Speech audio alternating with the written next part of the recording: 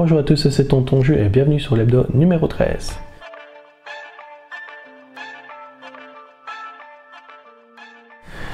Alors, hebdo numéro 13, qui est aussi le premier hebdomadaire de l'année 2025. Alors, pas énormément de livres à vous présenter, mais quand même des choses intéressantes à discuter. Alors, le premier, c'est, donc j'ai fini ici The Adventure of the Christmas Pudding d'Agatha Christie, donc qui est dans la série Poirot. En fait, c'est une collection de 6 histoires courtes. Je n'irai pas dire des nouvelles, c'est quand même un peu plus long que des nouvelles, ça va.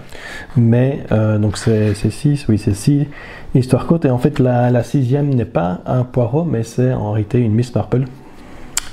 Donc voilà, donc qui est aussi agréable à lire. Dans l'ensemble, ça fait le boulot, quoi. C'est divertissant, ça creuse un peu les ménages, ça va, mais après, voilà, c'est pas hyper recherché. C'est clairement pas des histoires qui vont être parmi les meilleures d'Agatha Christie. Ça va, mais voilà. Ça détend, ça fait travailler quand même un petit peu les ménages, même si de manière générale, la solution, on la sent venir quand même assez fortement. Donc celui-là, je l'ai réussi à le finir le 31 du 12, donc il est officiellement fini en 2024. Et alors, dans le tout premier livre commencé en 2025, j'ai commencé comme prévu celui-ci, donc Fool's Quest de Robin Hobb. Donc c'est le deuxième livre de la trilogie Fitz and the Fool, qui est la dernière trilogie avec Fitz, Chevalerie Farceur, ou la troisième trilogie avec Fitz, si vous préférez, mais donc c'est la toute dernière trilogie qui constitue pour l'instant le cycle du Royaume des Anciens, je pense que c'est en français. Voilà. Et alors, j'avoue que le début du livre, c'est dur, c'est très lent, c'est du Robin Hobb, ça va être lent. Je veux dire, si vous arrivez à ce point-ci dans son cycle et que vous n'avez pas encore compris que Robin Hobb c'est lent, ben, je peux pas faire grand-chose pour vous, mais donc c'est Robin Hobb, c'est lent. Mais en fait, le problème ici, c'est qu'on a le tome 1 de la trilogie, c'est vraiment un acte 1 de l'histoire, et donc on arrive à la fin du livre et rien n'est résolu, quoi. L'histoire se lance à peine quand on arrive à la fin du livre. Du coup, ici, quand on commence ce livre-ci, ben, on a envie que ça démarre quand même assez rapidement. On a envie que les conséquences de la fin du tome 1 se fassent ressentir directement. Et malheureusement, c'est pas vraiment le cas dans cette édition-ci. Donc c'est une édition qui fait 740 pages. Il faut quasi attendre 250 pages pour que réellement, voilà, on enchaîne par rapport à la fin du premier tome. Donc c'est long, c'est très long. Maintenant, c'est des choses intéressantes. Et honnêtement, j'ai essayé de regarder et je me suis dit, est-ce que réellement il y aurait eu moyen de raccourcir le premier acte ici dans ce livre-ci, les 200 pages, et honnêtement, ça a du sens. Tout ce qui se passe ici au début du livre, même si c'est lent, même si on a envie que ce soit autre chose, ça a du sens, et j'ai envie de dire c'est quand même un peu une nécessité par rapport où va l'histoire par après. Comme vous voyez ici, moi je suis quand même déjà loin, très loin. Je me surprends moi-même, donc je suis à 461 pages lues sur 740, donc dépasser la moitié, et donc il doit me rester ici, donc il me restera moins de 300 pages à lire. Très clairement, il y a de bonnes chances pour que je le finisse d'ici mercredi, donc ça veut dire que j'aurai lu 740 pages de Robin Hobb en une semaine. C'est vous dire, même moi ça me surprend. Et le truc, c'est pas que je lis vite, hein. Et le truc, c'est que je n'arrive pas à lâcher le bouquin.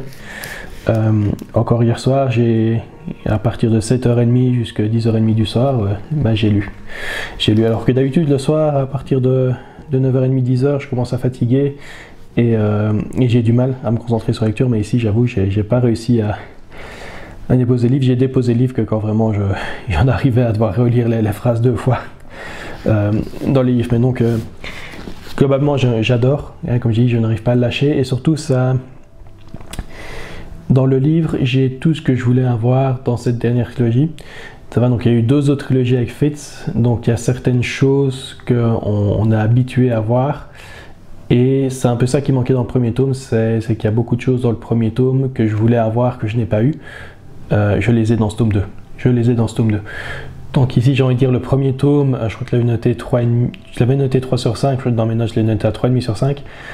Mais clairement, il fait énormément de travail pour faire le setup et le payoff. Le payoff est dans ce tome-ci, et je suppose dans le troisième aussi. Voilà, donc clairement pour la semaine qui arrive, ça va être très clairement une priorité pour moi. Et comme je l'ai dit, ici tous les soirs je suis dedans et il y a de grandes chances pour que d'ici mercredi il soit fini. Alors niveau vidéo, je crois que je n'ai rien publié depuis longtemps au week-end à part mes hebdomadaires.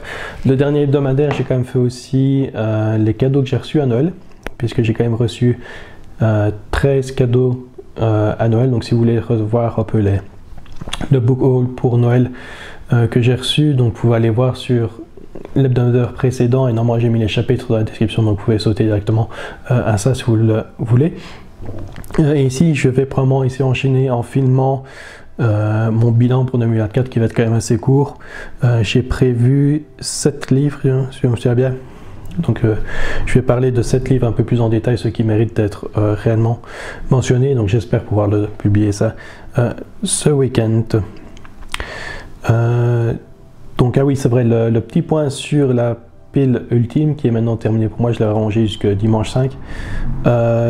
Donc pas super puisque je n'ai au final validé que 4 catégories, puisque j'avais dit pour le comics je voulais lire 4 comics pour valider vu que les comics sont un peu plus courts. J'en ai eu qu'un sur les 4 comics Farscape. Donc oui, dans l'ensemble quand même un peu déçu, mais comme je dis, j'ai eu une petite période à creux vraiment au mois de décembre qui a fait que j'ai beaucoup moins lu ce mois-là.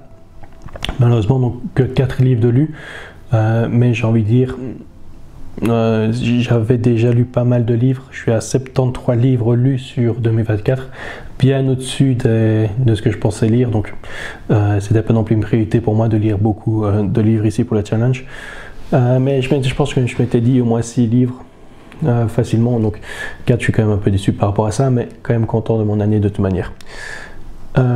Donc si c'est tout pour cette vidéo. Si vous avez aimé la vidéo, n'hésitez pas à liker, à commenter et à vous abonner à la chaîne. Et moi je vous dis à bientôt pour la prochaine vidéo.